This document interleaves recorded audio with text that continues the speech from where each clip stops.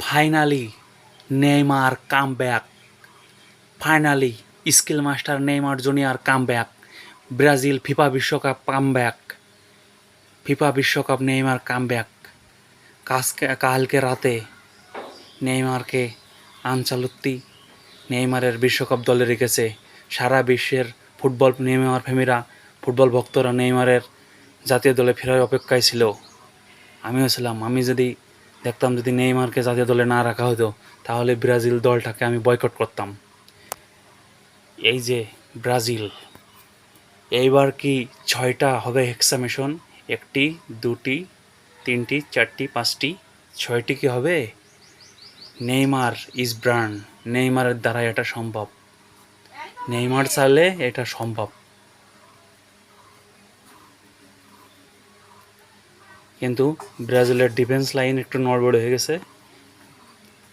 ব্রাজিলের defence line শক্তিশালী করতে হবে। Forward line Martinelli, Gabriel Jesus, Martinelli আছে, ভিনিসিয়াস জুনিয়র আছে, রাফিনা আছে, নেইমার আছে, এনরিক আছে। ফরওয়ার্ড লাইনে ব্রাজিলের খুব শক্তিশালী হয়েছে, ডিফেন্স লাইনও খুব শক্তিশালী হয়েছে, কিন্তু মিডফিল্ডে শক্তিশালী হয়েছে, ডিফেন্স লাইনে নড়বড় হয়ে গেছে। ডিফেন্স লাইনে যদি মিলিতাও থাকতো, থিয়াগো সিলভা থাকতো, তাহলে শক্তিশালী হতো। মিলিতাও ইনজুরি, থিয়াগো সিলভাও দলে ডাকায় নাই। এর ভিতর থেকে কোনো প্লেয়ার ইনজুরিতে পড়লে থিয়াগো সিলভাকে ডাকা হবে।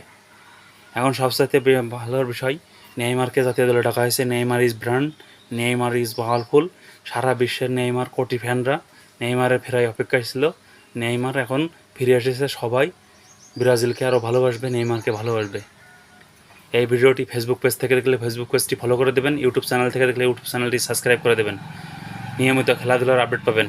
আসসালামু আলাইকুম, আপনারা সবাই ভালো থাকেন।